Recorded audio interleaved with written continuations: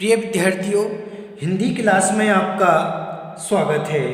आज हम आपकी पाठ्य पुस्तक सारांश का पाठ 8 मेरी डायरी के पन्ने।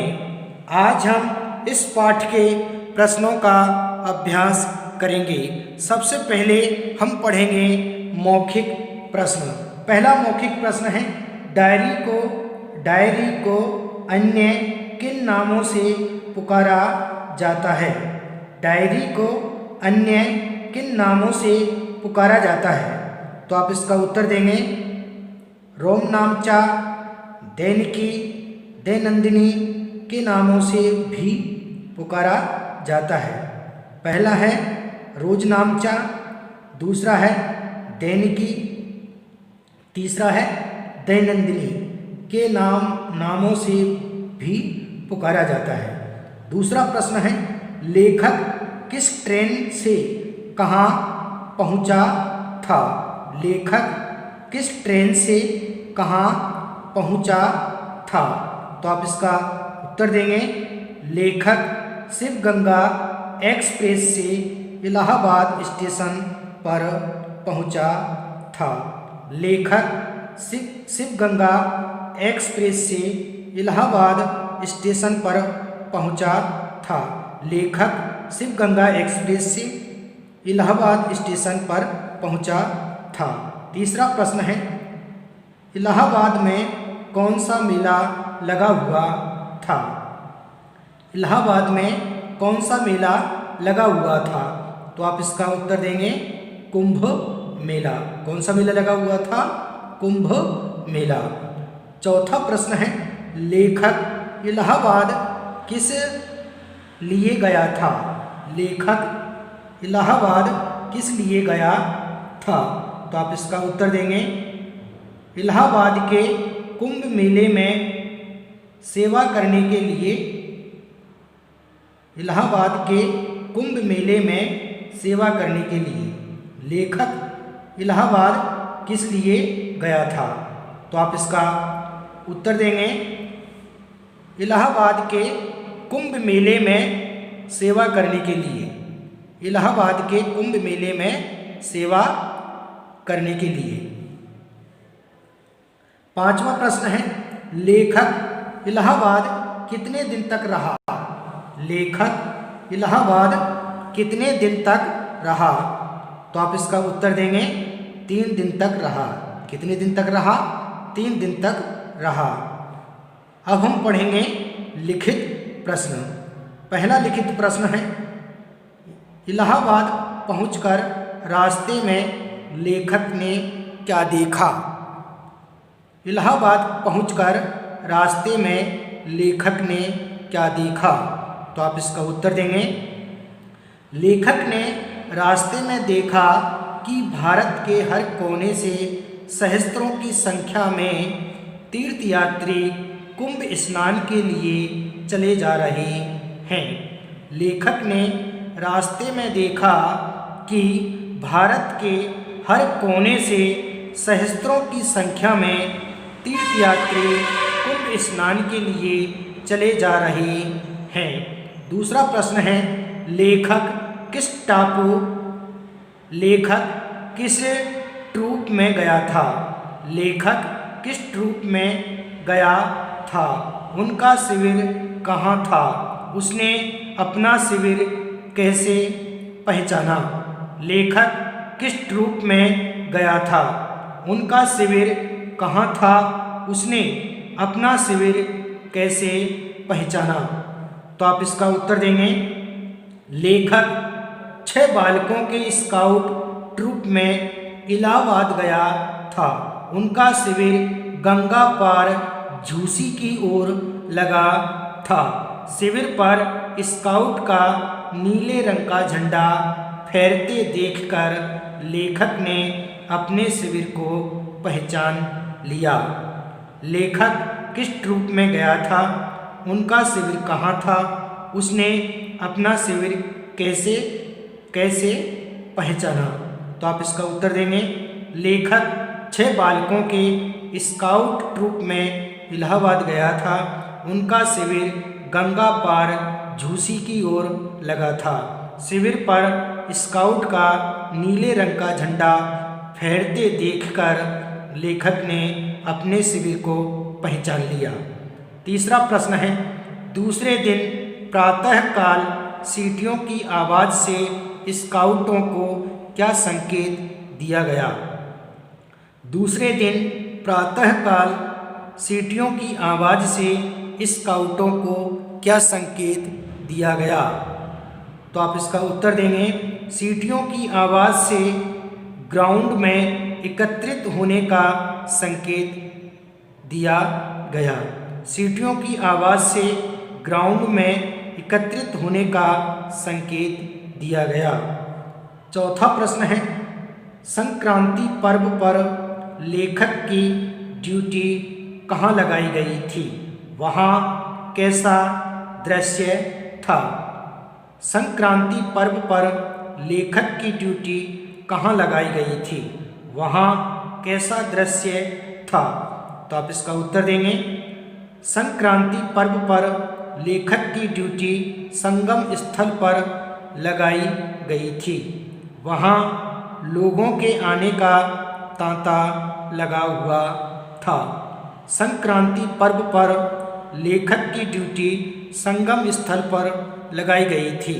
वहाँ लोगों के आने का तांता लगा हुआ था। पांचवा प्रश्न है, संगम स्थल पर क्या दुर्घटना घट गई? लेखक ने क्या सेवा कार्य किया? संगम स्थल पर क्या दुर्घटना घट गई? लेखक ने क्या सेवा कार्य किया? संगम स्थल पर क्या दुर्घटना घट गई? उत्तर देंगे, संगम स्थल पर एक लड़का खंबे से टकराकर घायल हो गया। लेखक ने उसे कंधे पर उठाया तथा रुई डेटॉल से उसका घाव साफ किया, फिर दवा लगाकर पट्टी बांध दी। संगम स्थल पर एक लड़का खंबे से टकराकर घायल हो गया।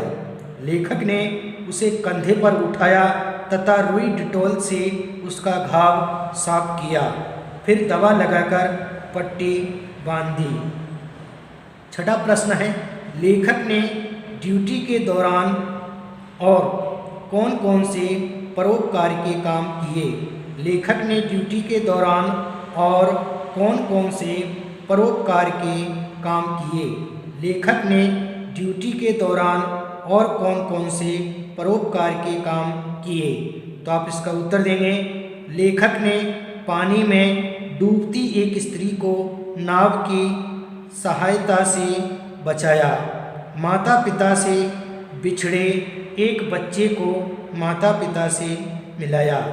लेखक ने पानी में डूबती एक स्त्री को नाव की सहायता से बचाया। माता पिता से बिछड़े एक बच्चे को माता पिता से मिलाया। सातवां प्रश्न है, लेखक को सोने से पूर्व किस बात का संतोष था? लेखक को सोने से पूर्व किस बात का संतोष था? लेखक को सोने से पूर्व किस बात का संतोष था? तो आप इसका उत्तर देंगे, लेखक को इस बात का संतोष था कि वह अपनी ड्यूटी पूरी लगन के साथ पूरी कर सका। लेखक को इस बात का संतोष था कि वह अपनी ड्यूटी पूरी लगन के साथ पूरी कर सका। आठवां प्रश्न है, रात्रि को हुए कैंप फायर का वर्णन अपने शब्दों में कीजिए। रात्रि को हुए कैंप फायर का वर्णन अपने शब्दों में कीजिए। तो आप इसका उत्तर देंगे, कैंप फायर में अंत्याक्षरी हुई। कैंप फायर में अंत्याक्षरी हुई। लेखक ने एक गीत सुनाया। कुछ स्काउटों ने एक नुक्कड़ नाटक खेला। हास्य व्यंग्य के अन्य कार्यक्रम भी हुए। कैंप फायर में अंत्याक्षरी हुई। लेखक ने एक गीत सुनाया। कुछ स्काउटों ने एक नुक्कड़ नाटक खेला। हास्य व्यंग्य के अन्य कार्यक्रम भी हुए। अब हम पढ़ेंगे अर्थ ग्रहण संबंधी प्रश्न। अक्सर कर ये आपकी परीक्षाओं में पूछे जाते हैं। आपको इस तरीके से गद्यांश दे रखा होगा, उसके नीचे प्रश्न भी दे रखे होंगे। इन प्रश्नों का उत्तर पाने के लिए हमें इस गद्यांश को 2-3 बार अच्छे से पढ़ना होता है, इसका भाव अर्थ समझना होता है। इसके बाद ही हम इन प्रश्नों के उत्तर दे पाते हैं। इस तरीके से आपको प्रश्न दिया जाएगा। निम्नलिखित गद्यांश को पढ़कर पूछे गए प्रश्नों के उत्तर लिखिए। हम लोगों का शिविर गंगा पार झूसी की ओर लगा है। मैंने दूर से ही शिविर पर लगा नीले रंग का झंडा देख लिया। शिविर में तंबू लगे हैं। 4-5 तंबुओं के समूह पर स्काउट का झंडा लगा है। हम इन्हीं में से एक तंबू में ठहरे हैं। हमारे सामने ही साधुओं का डेरा है। हमारे सामने ही साधुओं का डेरा है। आज का दिन सारी व्यवस्था बनाने में लग गया। सायंकाल मेले में घूमते रहे। पहला प्रश्न है, शिविर कहाँ लगा था? शिविर कहाँ लगा था? तो आप इसका उत्तर देंगे गंगा पार झूसी की ओर। गंगा पार झूसी की ओर। इस प्रश्न का उत्तर कहाँ पर मिला? गंगा पार झूसी की ओर। दूसरा प्रश्न है, स्काउट का झंडा कहाँ लगा था? स्काउट का झंडा कहाँ लगा था? तो 4-5 तंबुओं के समूह पर। कहाँ लगा हुआ था? 4-5 तंबुओं के समूह पर। स्काउट का झंडा कहाँ लगा था? 4-5 तंबुओं के समूह पर। तीसरा प्रश्न है, साधुओं का डेरा कहाँ था? साधुओं का डेरा कहाँ था? तो आप इसका उत्तर देंगे लेखक के तंबू के सामने। कहाँ पर लगा हुआ था?